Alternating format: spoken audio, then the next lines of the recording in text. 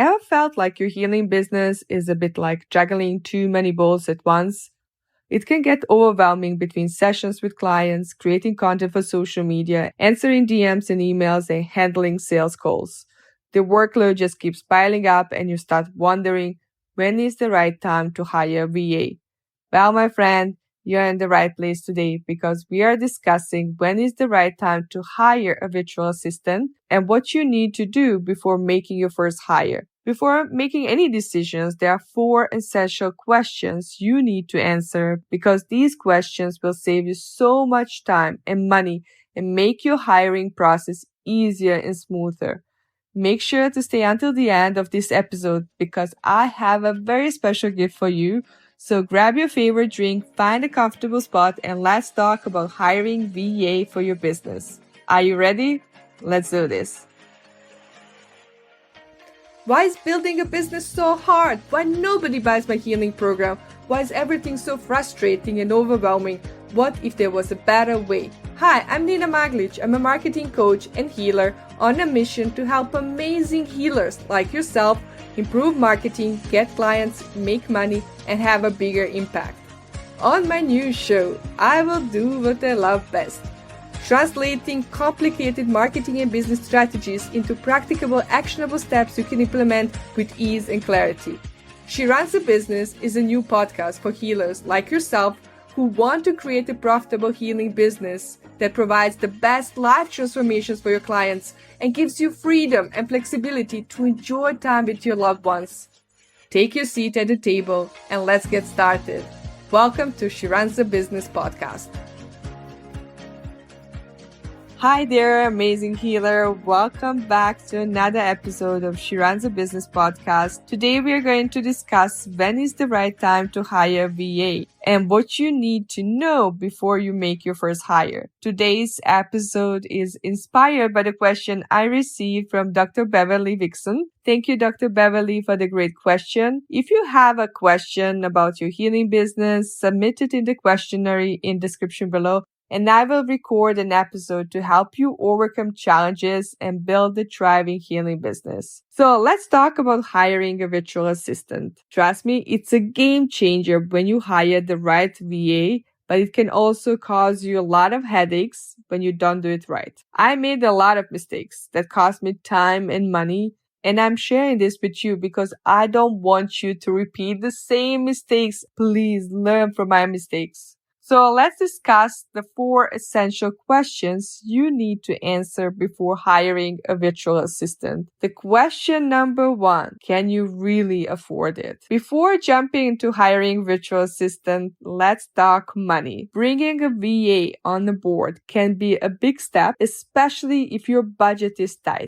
Think of it like adding a new expenses to your business. You don't want to stress about paying bills or feeling strapped for cash. Take a look at your finances to cover at least 6 months of expenses. It's not just about paying the VA. It's about making sure that your business can handle it without putting too much pressure on your wallet. I really don't recommend hiring a VA if you don't have enough money. So many healers expect VA to be a magician and bring them a lot of clients. But the truth is, in the first couple of months, you will be training your VA, getting them up to speed on how things work in your business. The real magic usually happens around the 3rd or 4th month when they know exactly what they need to do and how. But here's the thing, if you don't have the money to cover them for those first 6 months, it could lead to problems. Imagine hiring someone, spending 3 months training them, and then realizing you cannot afford to keep them.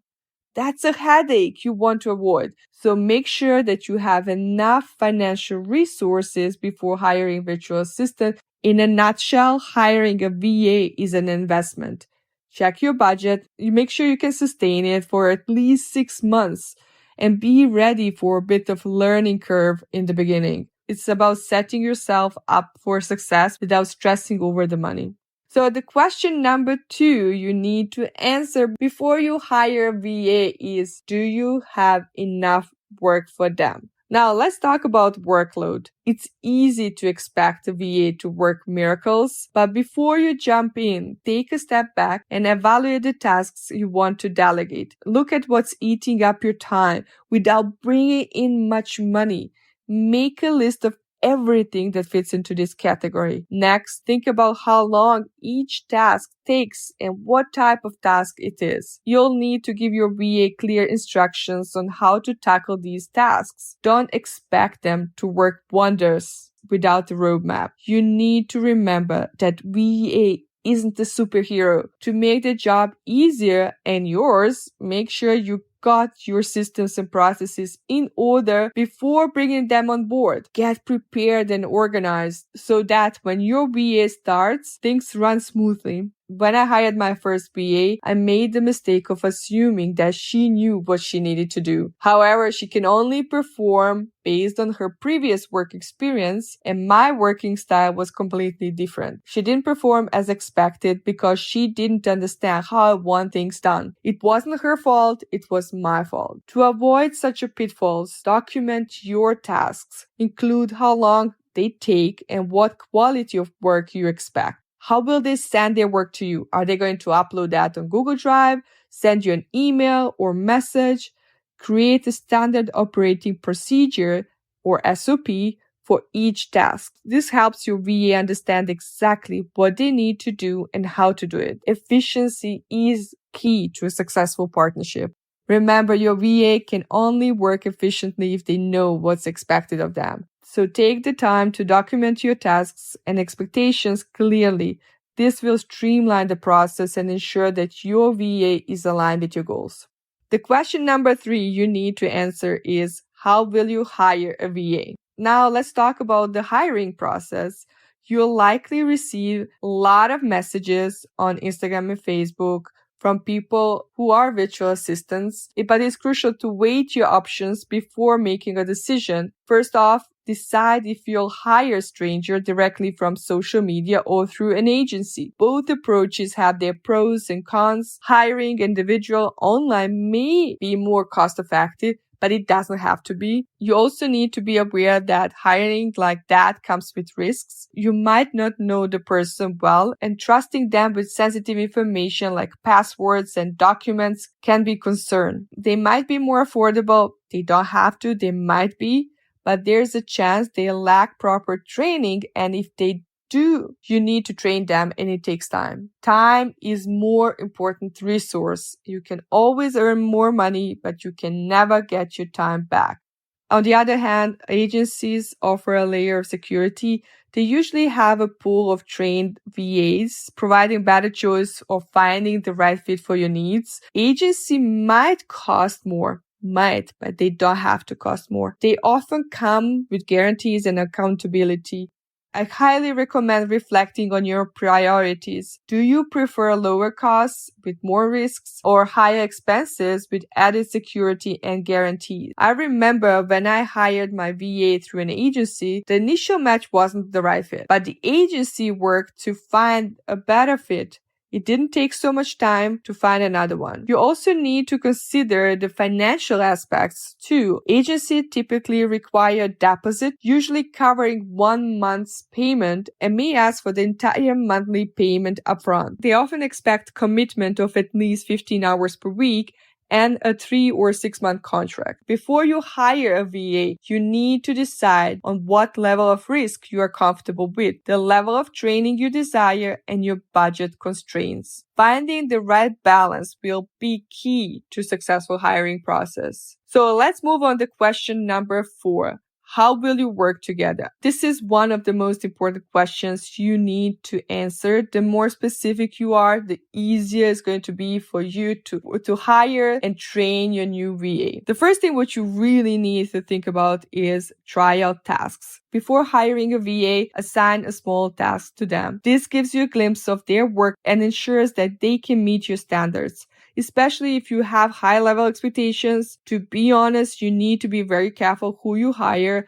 A lot of people are claiming they can do certain things, And when you hire them, you realize it's more talk than work. So give them an initial task to evaluate their work. The next thing I definitely recommend is to be specific about the first month trial period. In initial month, give each of you an option to leave. If someone is not really motivated to perform tasks in the first month, things will get worse 6 months from now. Hire slowly, fire fast. If the fit isn't right, it's better to part ways early to avoid wasting time and money. When I hired one of my VAs, he already worked with a lot of clients, and I noticed that he was not really focused on tasks assigned to him. He didn't pay attention to things I said, and I decided to separate my ways with him. For him, it was like a huge weight was lifted from his shoulders because he was already overworked and overstretched with existing clients. Adding one more client was just too much for him. You need to allow both parties to leave if this is not the right fit for them. You don't want to have someone on your team who doesn't perform well. The next thing what you really need to be specific about is communication and accountability. Clearly define how you communicate and hold them accountable. Weekly meetings can be valuable for setting expectations and providing platform for them to share progress, challenges, and any need for additional information. I prefer to have weekly meetings with my team members.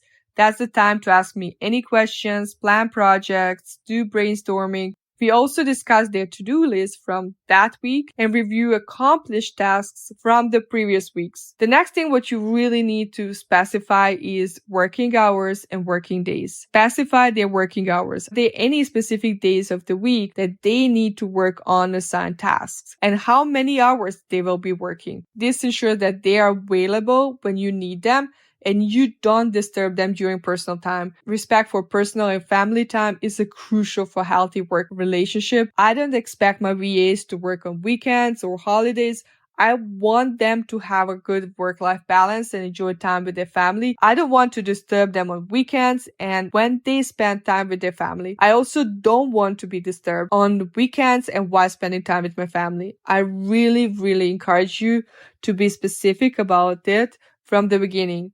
The more specific you are, the better relationship you will have with them. The next thing what you really need to be specific about is payment terms. Clarify payment terms. If it's new hire, consider paying them bi-weekly. I avoid paying the full month in advance to someone I have never met before. I usually pay them 2 weeks in advance just to have some sort of security. As we get to know each other, I'm okay to pay them full month in advance. You really need to specify the method of payment. Are you going to pay them through PayPal, bank transfer, Stripe, or any other method? This adds a layer of security, especially in the early stages of your collaboration. The next thing I really encourage you is to have everything documented in a contract, include specific tasks, in reporting, meeting schedules, deadlines, or any other crucial details. Also make sure to have them sign a non-disclosure agreement for additional security. Next thing I really encourage you is to be specific about tools you are going to use. I highly recommend using project management tools like Asana